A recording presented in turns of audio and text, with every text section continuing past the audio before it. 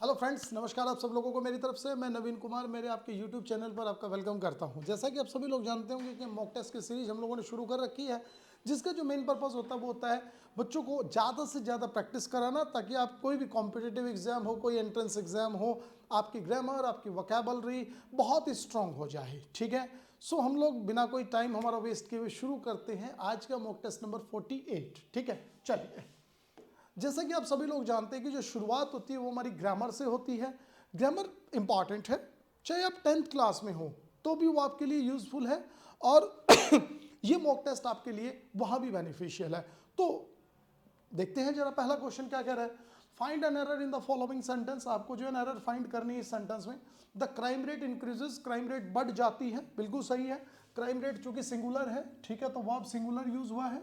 Increases बढ़ जाती है, कब बढ़ती है? In spite formal moral education given in schools, जब स्कूल्स में जो एजुकेशन दी जाती है उसके बावजूद भी जो है क्राइम रेट बढ़ जाती है। ठीक है, लोग क्राइम कर ही देते हैं। ठीक है, जब सेंटेंस को हम पढ़ेंगे तो ध्यान से समझिए। फॉर्मल मॉरल एजुकेशन, औपचारिक नैतिक शिक्षा के बावजूद, ठीक है, क्राइम रेट बढ़ जाता है। तो के बावजूद एक वर्ड यूज हुआ है, ठीक है। सो इंस्पाइट जो वर्ड यूज होता है, इंस्पाइट का मतलब होता है के बावजूद, लेकिन इंस्पाइट अकेला नहीं होता, इसके साथ हम किसका यूज करते हैं? ऑफ का यूज करते हैं। तो इंस्पाइट ऑफ मॉरल एजुकेशन, तो इंस्पाइट के साथ ऑफ लगाइए और बी आंसर टिक कीजिए। ठीक है, दूसरी इंपॉर्टेंट चीज याद रखनी है, देखिए इंस्पाइट ऑफ तो हमने बनाया, बिल्कुल ठीक है, लेकिन एक वर्ड यूज होता है डेस्पाइट। डेस्पाइट का मतलब भी के बावजूद होता है, तो डेस्पाइट के साथ कभी भी ऑफ का यूज नहीं होता। ऑफ क्या, किसी भी प्रपोजिशन का यूज नहीं होगा। तो आप अगर चाहते हैं कि यहां पर आप ऑफ ना लगाएं तो आप डेस्पाइट लगा दीजिए। आप चाहते हैं इंस्पाइट लिखें तो आपको ऑफ लिखना होगा। ठीक है, नेक्स्ट क्वेश्चन देखते हैं। A 5-man inquiry committee was appointed to look into the matter. ठीक है, 5 लोगों की कमेटी को बनाया गया, किस चीज़ के लिए? कि वो मामले की जांच पड़ताल करेगी। सो पहली चीज़ यह याद रखनी है, एक वर्ड यूज हुआ है लुक, लुक के साथ इनटू का यूज हुआ है। लुक इनटू का मतलब होता है मामले की जांच पड़ताल करना किसी चीज़ की। ठीक है, दूसरा आप एक इंपॉर्टेंट चीज़ याद कर सकते हैं, ठीक है, लुक आफ्टर। लुक आफ्टर का मतलब होता है टेक केयर, किसी चीज़ की देखभाल करना। ठीक है, लुक एट किसी चीज की ओर देखना।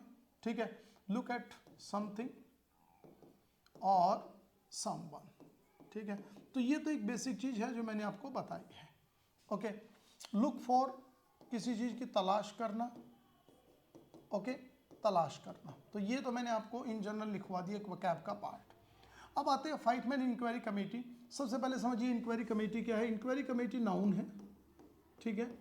Okay, was appointed sentence passive वो इसमें बन गया।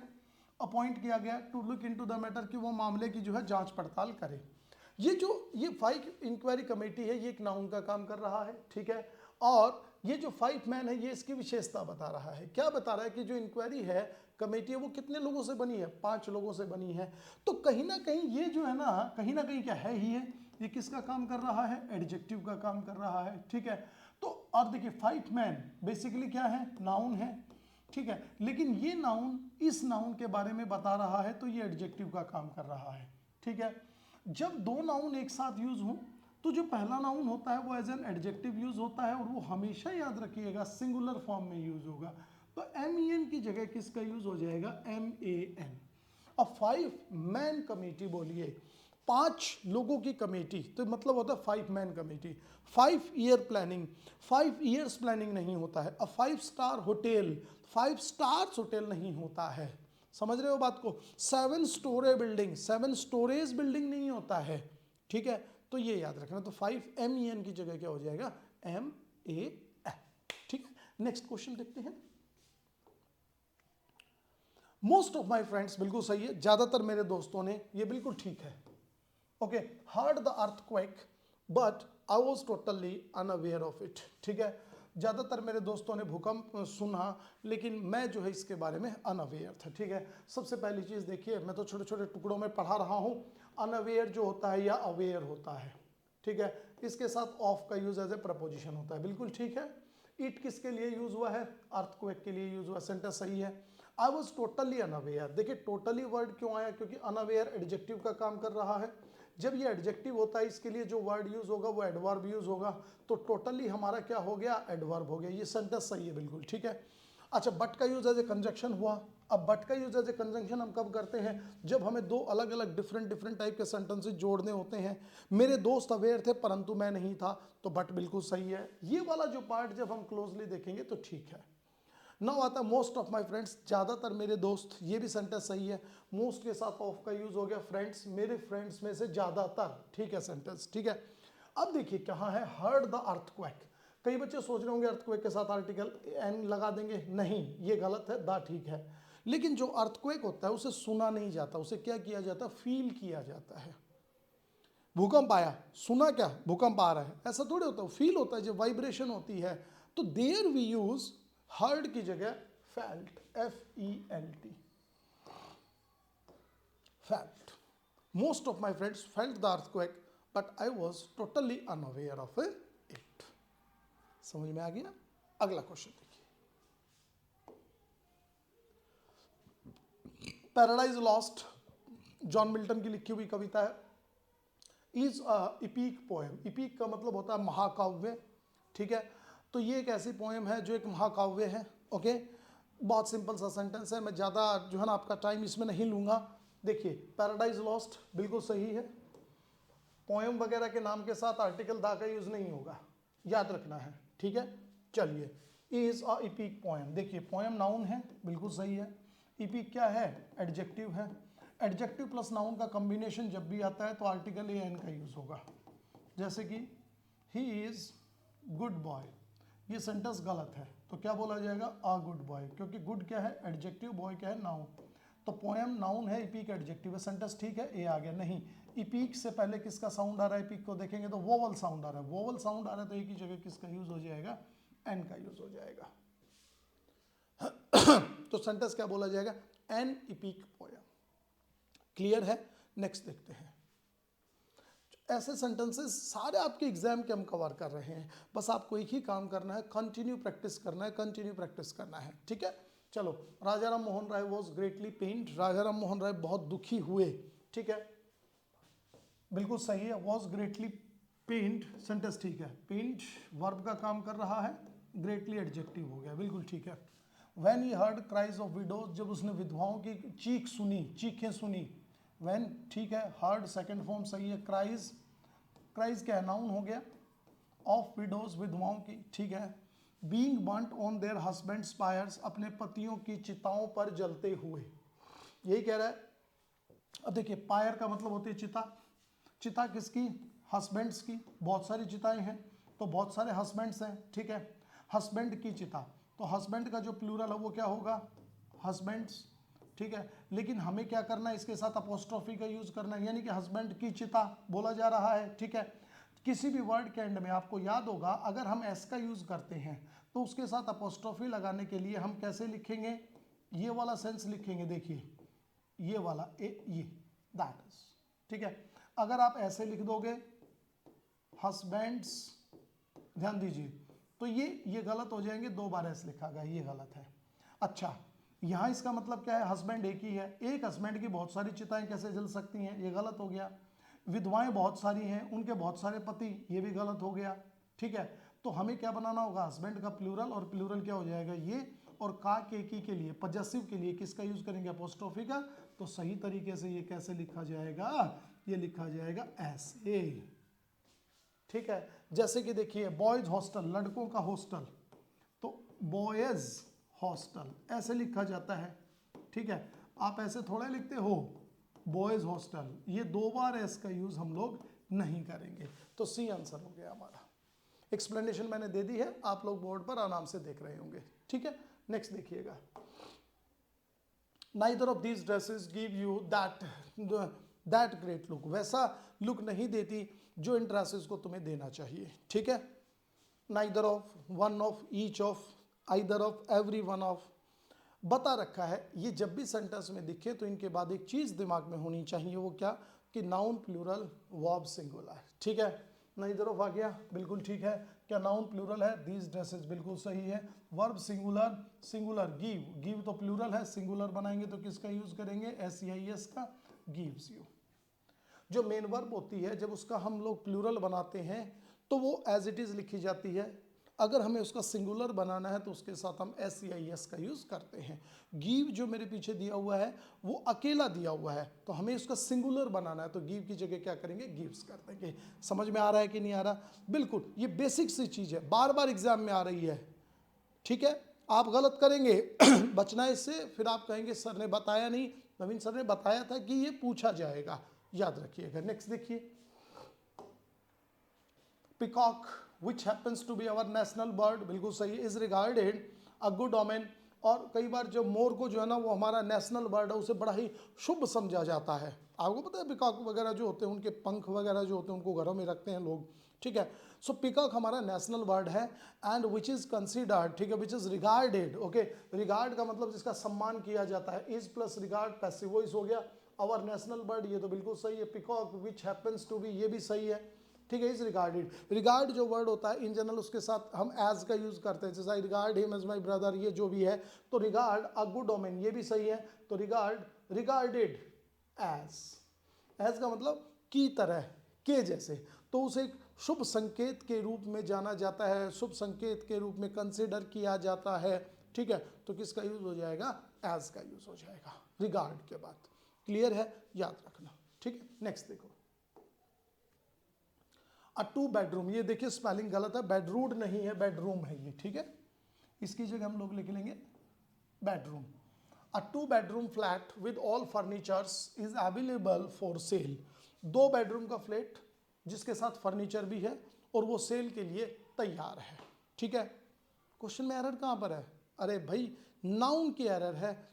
50 क्वेश्चन आपने किए होंगे इस पर। सिंपल सी बात है कि जो फर्नीचर वर्ड होता है वो ऑलवेज सिंगुलर में यूज होता है। Luggage, scenery, machinery, jewellery, information, advice, all these words are used in singular form. तो यहाँ पर क्या हो जाएगा? फर्नीचर्स की जगह फर्नीचर। एक इंपॉर्टेंट चीज याद रखनी है, फर्नीचर, लगेज, इन वर्ड के साथ आर्टिकल AN का यूज भी नहीं होगा। समझ में आ गया? याद रखना। ठीक है, नेक्स्ट देखो, ये बड़ा अच्छा सेंटेंस है। अ फायर वॉज स्टार्टेड, आग शुरू हो गई, एक्सीडेंटली, दुर्घटनावश, but we were able to put it out, लेकिन पुट आउट। ठीक है, पुट आउट का मतलब होता है आग को बुझाना। ठीक है, बिल्कुल। इट किसके लिए यूज हुआ? फायर के लिए, ये बिल्कुल सही है। हम इस लायक थे कि हम लोग जो है आग को बुझा सके। आग अचानक से शुरू हुई है। ठीक है, तो जब आग लगे या एकदम से एक्सीडेंटली, दुर्घटनावश आग लग गई, ठीक है, तो इसके लिए जो वर्ड यूज होता है वो यूज होता है अब देखिए, वॉज स्टार्टेड, वॉज स्टार्टेड तो कोई वर्ड नहीं है। वॉज स्टार्टेड का मतलब क्या हो जाएगा? आग को शुरू किया गया, नहीं, आग अपने आप लगी है। तो जब अपने आप लगी है तो या तो आप स्टार्टेड वर्ड यूज करो, ठीक है, या फिर आग लगने के लिए एक बहुत अच्छा वर्ड यूज होता है, and that word is breakout. Breakout का मतलब क्या होता है? एकदम से किसी चीज का फूट पड़ना, एकदम से किसी चीज का शुरू होना। आग लग गई तो ऐसा तो नहीं धीरे धीरे लग रही है, मतलब लगी है, तो that a fire broke out. ठीक है, in spite of saying was started, तो या तो यू से वॉज स्टार्टेड तो पैसे वॉइस हो जाएगा, आग को शुरू किया गया। अरे भाई शुरू करना तो कोई वर्ड नहीं है, ठीक है, तो गलत हो जाएगा। तो यहां पर आप बोलेंगे a fire broke out accidentally but we were able to put it out. या तो ये बोलो, आप चाहते हैं कि सर हम लोग ब्रेकआउट यूज ना करें, तो आप वॉज हटा दीजिए और क्या बोल दीजिए? स्टार्टेड। स्टार्ट का मतलब होता है शुरू होना, तो पैसिव वॉइस जो है वो इसके लिए यूज नहीं होगा। ठीक है, नेक्स्ट देखो, बहुत आसान सेंटेंस है। नो सूनर आई हैड, ठीक है, स्टार्टेड फॉर कॉलेज, बिल्कुल ठीक है, then it began to rain, बारिश होनी शुरू हो गई। आप सिंपल सी बात याद रखेंगे, जो ही मैं कॉलेज के लिए निकला बारिश होनी शुरू हो गई। नो सूनर, हार्डली, स्कैर्सली, इन वर्ड का यूज जब भी सेंटेंस के शुरू में होता है, एक बात याद रखिएगा, इनके तुरंत बाद किसका यूज होगा? हेल्पिंग वर्ब का यूज होगा। किसका यूज होगा? हेल्पिंग वर्ब का। नो सूनर का यूज सेंटेंस के शुरू में हो गया, इसके तुरंत बाद हेल्पिंग वर्ब आ जाएगी। आई हैड की जगह किसका यूज कर देंगे? Had I. इस जो ये जो सेंस होती है इसको बोलते हैं हम इन्वर्जन। क्या बोलते हैं? इन्वर्जन। बेसिकली जो इन्वर्जन होता है सेंटेंस में, उसको यूज करने के पीछे जो हमारा पर्पस होता है वो होता है हम सेंटेंस के ऊपर एम्फोसाइज कर रहे हैं, सेंटेंस के ऊपर जोर दे रहे हैं। ठीक है, so no sooner had I started. Clear है? याद रखना। ठीक है, नेक्स्ट क्वेश्चन देखेंगे। अब जो हमारा सेशन शुरू होगा वो वोकैब का शुरू हो जाएगा। बहुत अच्छा वर्ड दिया गया है, सिनोनिम बताने हैं। एक बड़ा अच्छा प्यारा सा वर्ड है शैम। ठीक है, शैम का मतलब क्या होता है? एक तो होता है शेम, एक होता है शाम। Sham word is used to say that, एक कहते हैं ना जैसे you are a sham on your profession, आप अपने प्रोफेशन के लिए एक धब्बा हो, ठीक है, एक दाग हो, एक कलंक हो। ठीक है, सो कहीं ना कहीं ये जो वर्ड है ये ऐसी चीज़ों को डिनोट करता है जो वास्तव में अच्छी नहीं है, जो ओरिजिनल नहीं है। ठीक है, सो फॉर दैट इसका सिनोनिम जो है वो क्या हो जाएगा? फेक, सॉरी फेक, बिल्कुल बी आंसर इज करेक्ट, जो अच्छी नहीं है। रिलायबल मतलब भरोसेमंद, ठीक है, ऑथेंटिक भरोसेमंद। प्रेज का मतलब प्रशंसा करना। ठीक है, याद रखना है ये। ओके, रिलायबल के लिए और अच्छा वर्ड क्या यूज कर सकते हैं? ऑथेंटिक के लिए और रिलायबल ये तो दोनों सेम हो गया। ठीक है, आप चाहें तो जेन्युइन लिख सकते हैं। ठीक है, ओके, प्रेज का हो जाएगा यूलोजी। ठीक है, ये सही है। प्लाउडिट ये भी सही है, ये दोनों ठीक है। ठीक है, प्रशंसा करना, किसी की प्रेज करना। ठीक है, यूलोजी सही है, इनकोमियम भी सही है, ये दोनों ठीक है। नेक्स्ट देखो, आर्ड्यूअस। आर्ड्यूअस का मतलब होता है एक्चुअल में, आर्ड्यूअस जो होता है ना वो ऐसी चीज़ों को डिनोट करता है जो बहुत ही ज़्यादा मुश्किल हो। ठीक है, बहुत ही ज़्यादा, you can say that answer है इसका कॉम्प्लेक्स हो। ठीक है, सो इसका आंसर क्या हो जाएगा? आर्ड्यूअस। आर्ड्यूअस का मतलब होता है मुश्किल, जिसके लिए आप अच्छा वर्ड लिख सकते हैं हजार्डस। देखिए कितना अच्छा वर्ड है। ठीक है, हजार्डस। ओके, तो इसका आंसर क्या हो जाएगा? कॉम्प्लेक्स। आर्ड्यूअस का आंसर क्या हो गया? कॉम्प्लेक्स। ठीक है, फ्लेक्सिबल, जटिल, सॉरी जो मतलब कह सकते हैं कि जल्दी ना टूटे, फ्लेक्सिबल। ठीक है, अच्छा, ग्लूमी का मतलब दुखी। ओके, इसके लिए अच्छा वर्ड लिख सकते हैं मेलांकली। मेलांकली का मतलब क्या होता है? दुखी। ठीक है, पैरिलस का मतलब क्या होता है? खतरनाक। ठीक है, जिसके लिए अभी अभी हमने वर्ड लिखा हजार्डस। तो देखिए, पैरिलस कॉम्प्लेक्स, कॉम्प्लेक्स का मतलब होता है जटिल, पैरिल का मतलब होता है खतरनाक, जोखिम भरा। ठीक है, तो आर्ड्यूअस जो है वो मुश्किल के लिए यूज होता है, तो ए आंसर हो जाएगा। पैरिलस मत कीजिएगा आर्ड्यूअस के लिए, याद रखना है। ठीक है, नेक्स्ट देखो, एंटोनिम आ जाएंगे। ट्रबुलेंट वर्ड दिया गया है। ट्रबुलेंट का मतलब क्या होता है? ट्रबुलेंट का मतलब होता है उथल पुथल। ठीक है, ट्रबिडिटी वर्ड भी इसी से जुड़ा हुआ है, उथल पुथल, जो मतलब अव्यवस्थित चीजें रहती हैं, that are known as turbulent. Okay, so इसका एग्जैक्ट एंटोनिम बताना है। ठीक है, ट्रबुलेंट का हो जाएगा, देखिए ट्यूमल्ट, बिल्कुल सही है। ट्यूमल्ट का मतलब भी होता है शोर शराबा। ठीक है, इसके लिए अच्छा वर्ड एक और भी लिख सकते हैं, कॉमोशन। कॉमोशन का मतलब होता है शोर शराबा। ठीक है, और क्या लिख सकते हैं? अनार्की लिख सकते हैं। अनार्की कई बार आ चुका है, उथल पुथल, अव्यवस्था, अराजकता सी हो जाना। तो इसका एंटोनिम क्या हो जाएगा? काम। काम का मतलब क्या होता है? बिल्कुल शांत। B answer is correct. ठीक है, और अच्छा वर्ड लिख सकते हैं कॉनकॉर्ड, ये लीजिए। ठीक है, हश, HUSH, हश का मतलब होता है शांति। गस्टी का मतलब होता है उथल पुथल, तेज, इधर उधर। ठीक है, नॉइजी, शोर शराबा। सो ट्रबुलेंट का आंसर क्या हो जाएगा? बी, काम। काम मतलब शांत। कर लेंगे इजीली भाई। वर्ड्स को है ना एवरीडे याद करते रहा करो, मॉक टेस्ट बनाते रहो, प्रैक्टिस में एक से मन परफेक्ट। प्रैक्टिस में कहते हैं ना, प्रैक्टिस में जितना पसीना बहेगा, युद्ध में खून उतना ही कम बहेगा। ज्यादा से ज्यादा प्रैक्टिस करो। ठीक है, प्रोफ्यूज। प्रोफ्यूज का मतलब होता है बहुत ज्यादा। ठीक है, इसके लिए एक अच्छा वर्ड लिख सकते हैं प्लेथोरा। प्लेथोरा का मतलब क्या होता है? बहुत ज्यादा। ठीक है, इमोडरेट का मतलब होता है विच इज नॉट रेगुलर। लैकोनिक का मतलब होता है एक पर्सन हु स्पीक्स, जो कहते हैं बहुत ही कम बोलता हो, दैट इज कॉल्ड लैकोनिक। ठीक है, स्पार्स का मतलब हो जाएगा कम। तो आंसर क्या हो जाएगा प्रोफ्यूज का? सी, स्पार्स। स्पार्स का मतलब जो आदमी जो चीजें हैं वो क्या हो हमारे पास, बिखरी हुई हो, यानी कि जो कम हो, that are known as sparse. ठीक है, इसके लिए अच्छा वर्ड और भी लिख सकते हैं डर्थ। डर्थ का मतलब होता है कमी, डर्थ। स्कार्स, SCARCE, ठीक है, स्कार्स का मतलब भी कम होता है, ठीक है।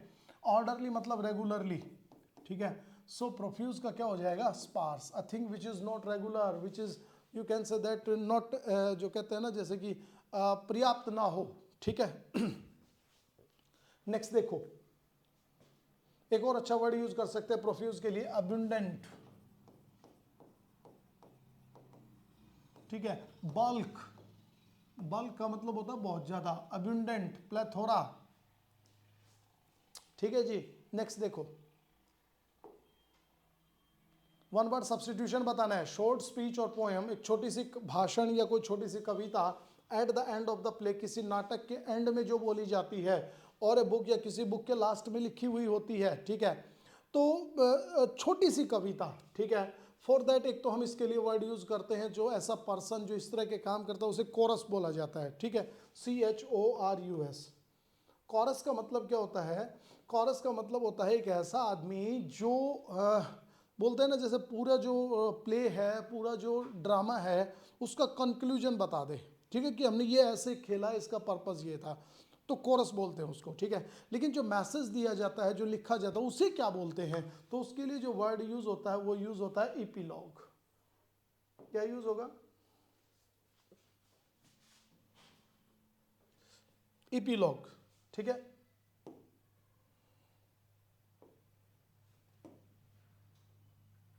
ये कैसे हटेगा इपीलॉग, अंडू कहां पर है, अच्छा ये, नहीं ये वाला, ये, अच्छा हो गया, ठीक है। देखेंगे जरा, तो शॉर्ट स्पीच और poem eight the end of a play, तो इसका आंसर जो है ना वो क्या हो जाएगा, epilogue, B answer is correct, epilogue, ठीक है। अब क्वेश्चन आता है इपीटैप क्या होता है सर, इपीटैप वो वर्ड्स होते हैं जो किसी, जब कोई आदमी मर जाए तो उसकी कब्र पर लिखे जाते हैं, दैट आर नोन एज इपीटैप, ठीक है। चलिए, बैलेड का मतलब होता है सॉन्ग, गीत, ठीक है। इपिक्यूर का मतलब क्या होता है, इपिक्यूरियन वर्ड भी होता है, इपिक्यूर का मतलब होता है एक ऐसा आदमी जो खाने पीने का बड़ा शौकीन हो, चीज़ों को टेस्ट करना उसका जो है ना वो पेशा हो, हॉबी हो, you can say that is called epicure, ठीक है। अलग अलग चीज़ों को खाएगा, उसको टेस्ट करेगा, यू कैन से दीज थिंग्स अबाउट मी, मैं भी ऐसी चीज़ों को टेस्ट करता हूँ, मुझे अलग अलग चीज़ें खाना पसंद है, that is called epicure, okay. Next देखिएगा, a person who drive our motor cars, एक ऐसा आदमी जो हमारी गाड़ियां चलाता है और उसके बदले हम उसको पैसे देते हैं, तो कई लोग तो उसको ड्राइवर बोल देते हैं। अब देखिए, ड्राइवर तो मैं भी हो सकता हूँ, मेरी कार चला रहा हूँ मैं, ठीक है, तो वो नहीं होता, पायलट नहीं होता, ड्राइवर नहीं, लोको पायलट वो होता है जो रेलगाड़ी चलाता है। तो एग्जैक्ट वर्ड जो इसके लिए हम यूज करते हैं दैट इज कॉल्ड चौफर, ठीक है। चौफर होता है यानी कि गाड़ी चलाने वाला नौकर एक तरीके से, that is called chauffeur, okay. Driver मत बोलिए, उसको चौफर बोलिए, ठीक है। भाई जिसको आप रेगुलर पे दे रहे हैं और भाई वो गाड़ी चलाएगा, दैट इज कॉल्ड चौफर, ठीक है। नेक्स्ट देखो, इडियम, बड़ा प्यारा वर्ड दिया गया है, इन डच, ठीक है। इन डच का मतलब होता है, क्या होता है इन डच का मतलब, मुश्किल में होना, ठीक है। जैसे कि एग्जाम पास नहीं हो रहा, आई एम इन डच, ठीक है, तो हमारी मॉक टेस्ट देखो ना, हो जाएगा बस। इंग्लिश नहीं हो रही, देखो आप क्यों इन डच में हो, परेशानी में होना, तो आंसर क्या हो जाएगा, इंटरवल, ठीक है। कई बार क्या होता है, यहाँ से रिलेटेड एक और भी अच्छा वर्ड आता है, जैसे किसी मॉक टेस्ट में, मान लीजिए आप रेगुलर मेरे मॉक टेस्ट बना रहे हैं और किसी में अच्छे नंबर आ गए, तो आप खुश हो जाते हैं, दैट यू फील प्राउड, हो मैं खुश हो गया, और उसके लिए आप में कॉन्फिडेंस आ जाता है, तो उसकी उस कॉन्फिडेंस को पता है क्या बोलते हैं, डच करेज। डच करेज का मतलब बेसिकली होता है झूठी हिम्मत, ठीक है, खामखा की। बेसिकली ये तो मैंने वैसे आपको थोड़ा सा समझाने के लिए बता दिया है, लेकिन एक्चुअल में डच करेज का मतलब होता है एक आदमी जो शराब पीने के बाद बड़ी बड़ी बातें करता है, हीरो टाइप बन जाता है, दैट इज कॉल्ड डच करेज। उस वक्त तो उसमें जो हिम्मत आती है सबको देख लूंगा मैं, कौन है क्या है, दैट इज कॉल्ड डच करेज, ठीक है, याद रखना है। In love, in anger, in confidence, ये नहीं है, ये answer is correct. In Dutch का मतलब मुसीबत में होना। ओहो, सैलड डेज, वर्ड से ही समझ जाओ, सैलड का मतलब क्या होता है, जो चीज़ कच्ची हो, ठीक है, विच इज़ नॉट राइप, जो पक्की ना हो, which is not boiled, boil भी ना हुई हो, तो उसको हम बोलते हैं पामी डेज। पामी डेज का मतलब तो होता है खुशी का दौर, ठीक है। पामी डेज के लिए अच्छा और भी वर्ड बोल सकते हैं, मिल्क एंड हनी डेज। जब आपको पीने के लिए दूध भी मिल रहा है, शहद भी मिल रहा है, तो उसको हम बोलते हैं अच्छा समय, अच्छा समय, पामी डेज। ठीक है, चाइल्डहुड बचपन, ओल्ड एज बुढ़ापा। इसका जो करेक्ट आंसर होगा सैलड डेज का वो होता है एडोलेसेंस, युवावस्था। D answer is correct, D answer is correct. ठीक है, adolescence, D answer is correct. ठीक है, नेक्स्ट देखेंगे सेंटेंस इंप्रूवमेंट। देखिए दो सेंटेंस हैं यहां पर बहुत अच्छे हैं, उनको समझना है। She did not like movie, उसे मूवी पसंद नहीं थी। नोर आई डिड, ना मुझे पसंद थी। अब बेसिकली एक चीज आपको ध्यान रखनी है, जब भी आपको कोई ऐसा सेंटेंस बोलना हो जिसमें आप दोनों, कोई भी आदमी, दोनों कोई भी काम नहीं करते हैं, जैसे ना तो मूवी मुझे पसंद है ना मेरी वाइफ को पसंद है, ठीक है, ना मूवी मुझे पसंद है ना मेरे भाई को पसंद है, ठीक है, अच्छा ऐसा बोलना है, ठीक है। जैसे कि कह रहे हैं she did not like movie, उसे मूवी पसंद नहीं है, नोर आई डिड, ना मुझे पसंद है। तो ये वाला जो सेक्शन होता है ना लास्ट वाला, नोर आई डिड, ठीक है, ओके, इसमें हम नोर का यूज करते हैं, लेकिन जो सब्जेक्ट होता है वो वर्ब के बाद लिखा जाता है, तो बोला जाएगा नोर डिड आई, ठीक है। अगर ऐसा बोलना हो कि मैं भी मूवी पसंद करता हूं, मेरी वाइफ भी करती है, तो हम लोग इसमें नोर नहीं, हम बोलेंगे सो, और जो हेल्पिंग वर्ब है वो, और सब्जेक्ट, ये होता है अगर आप पसंद करते हैं तो। अगर सेंटेंस नेगेटिव है तो नोर प्लस में हेल्पिंग वर्ब प्लस में सब्जेक्ट, ये हो जाएगा, ठीक है। तो यहां सेंटेंस क्या है, नेगेटिव है, she did not like the movie, helping verb subject से पहले आ जाएगा, तो क्या हो जाएगा, nor did I, C answer is correct, nor did I, okay, याद रखना है। नेक्स्ट देखेंगे, शी लाइक्स क्रिकेट, वो क्रिकेट को पसंद करती हैं, सो आई डू, फिर वही आगे मैंने अभी बताया था, दोनों एक काम को करते हैं तो सो का यूज होगा, दोनों एक काम को नहीं करते हैं नोर का यूज होगा, ठीक है। तो यहां क्या हो जाएगा, so do I, B answer is correct. So I did नहीं होगा, सो आई लाइक इट गलत है, ठीक है। नेक्स्ट देखिएगा, he said to me may God bless you, उसने मुझसे कहा भगवान तुम्हें आशीर्वाद दे, ठीक है। मे गॉड, देखिए जो मे वाला वर्ड है, मे गॉड ब्लेस यू, इस सेंटेंस को हम बोलते हैं ऑप्टेटिव सेंटेंस। ऑप्टेटिव सेंटेंस वो होते हैं जो हमारी डिजायर को डिनोट करते हैं, हमारी इच्छा को डिनोट करते हैं, ठीक है। जब भी सेंटेंस में मे का यूज किया गया है तो इसका जब भी हम नारेशन बनाएंगे तो सैड टू को हम चेंज कर देंगे विश में, किस में चेंज करेंगे, विश में, ठीक है। तो सैड गलत है, सैड टू भी गलत है, प्रेड या विश दोनों में लगा सकते हैं, ठीक है। ये लीजिए, ये और ये दोनों सही हैं, आप चाहें तो प्रेड भी लिख सकते हैं, आप चाहें तो विश भी लिख सकते हैं, सैड टू को चेंज करें, क्योंकि मे जो होता है वो इच्छा को डिनोट कर रहा है, भगवान से प्रार्थना हम कर रहे हैं, मे गॉड ब्लेस यू, भगवान तुम्हें आशीर्वाद दे। लेकिन एक बात याद रखनी होती है कि प्रे और विश के बाद कभी भी ऑब्जेक्ट का यूज आप लोग नहीं करेंगे, ठीक है, क्योंकि ये जो प्रार्थना है ये मुझसे नहीं की जा रही है, भगवान से की जा रही है, तो प्लीज ऑब्जेक्ट ना लिखें। प्रेड हो गया, इन्वर्टेड कॉमास की जगह दैट का यूज होगा, बिल्कुल सही है। जो ये सेंटेंस इंपेरेटिव एक सेंस में दिया हुआ है इसको चेंज करेंगे, और गॉड ठीक है बिल्कुल, मे को माइट में चेंज कर देंगे, bless me, C answer is correct. Clear कर हो जाएगा आराम से, ठीक है, ध्यान से रखिएगा। नेक्स्ट देखो, अच्छा क्लोज टेस्ट आ गया, नो इंडिया, ये सॉरी इंडियन है, इसको जरा ठीक कर लीजिएगा। कोई भी जो भारतीय है irrespective of his color or creed has been able to escapable completely from the institution of caste, ठीक है।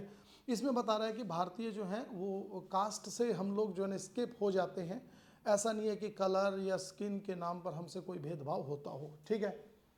From the institution of caste, its laws, इसके जो कानून हैं, ठीक है, वो क्या किए जाते हैं, देखिएगा, been obeyed by all without murmur, ठीक है। तो हम लोग जो है इससे अलग नहीं होते कास्ट कम्युनिटी से, हम लोग इसको जो है ना वो इजीली फॉलो कर लेते हैं, हम लोग इसके साथ हो लेते हैं कास्ट कम्युनिटी के, और कई सालों से वो परंपराएं जो हैं वो चलती आ रही हैं, ठीक है। तो ये क्या कह रहा है कि इट्स लॉज, ठीक है, obeyed by all without murmur, complaint और हेजिटेशन, बिना किसी हेजिटेशन के फॉलो कर लिए जाते हैं, ठीक है।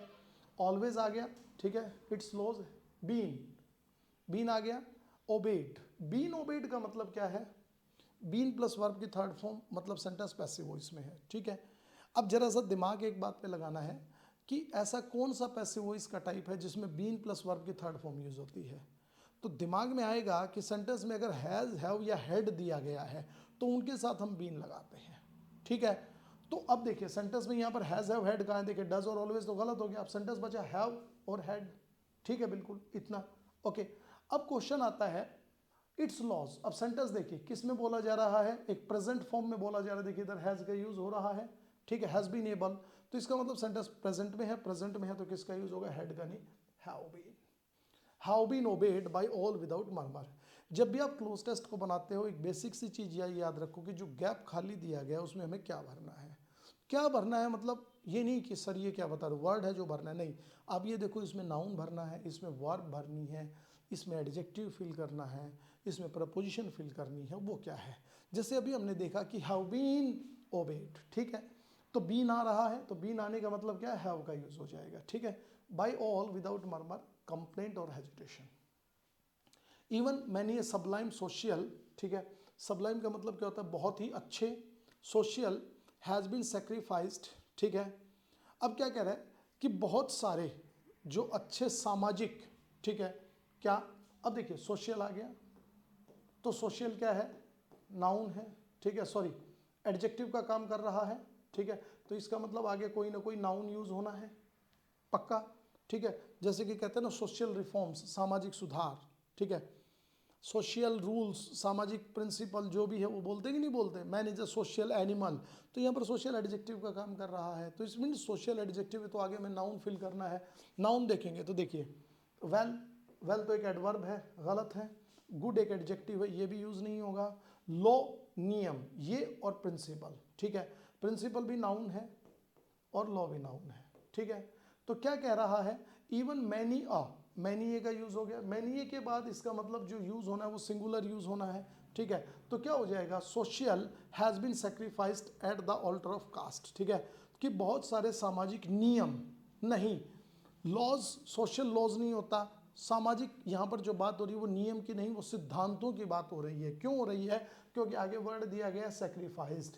हम लोगों ने नियम सेक्रीफाइस नहीं होते, सिद्धांत सेक्रीफाइस होते हैं, ठीक है। तो बहुत सारे सिद्धांतों को सेक्रीफाइस किया है at the altar of caste, ठीक है। ऑल्टर का मतलब यहाँ पर क्या है, जो सामाजिक रीतियां हैं, जो सामाजिक धर्म है समाज का, उसके आगे हमने बहुत सारे सामाजिक सिद्धांतों को जो है वो क्या कर दिया, सेक्रीफाइस कर दिया है। तो यहाँ पर आंसर क्या हो जाएगा, प्रिंसिपल, ठीक है, सी आंसर इज करेक्ट, ठीक है। ऑल्टर ऑफ कास्ट टू, क्या करने के लिए, ठीक है, एडमिशन टू द सोशल। अब देखिए टू एडमिशन, एडमिशन का मतलब होता है किसी चीज़ को अपनाना, किसी चीज़ में दाखिल होना, तो हमेशा याद रखिएगा उसके लिए अर्न माने तो कमाना होता है, गलत है।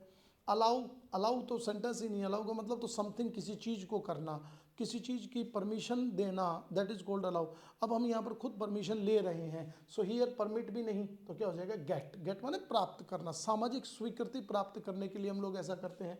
To admission to the social, ठीक है, किस चीज़ के लिए, सोशल, ठीक है, कोड गलत है, रैंक भी नहीं, सोशल ऑर्डर, क्योंकि सामाजिक ऑर्डर होता है, सोशल ऑर्डर बोला जाता है, रैंक जो होती है वो तो जॉब वगैरह आप करते हो प्रोफेशनल लाइफ में होती हैं, ठीक है, तो सोशल ऑर्डर बोला जाएगा। तो ये थे देखिए 25 क्वेश्चंस जो हमने आज आपको कराए हैं।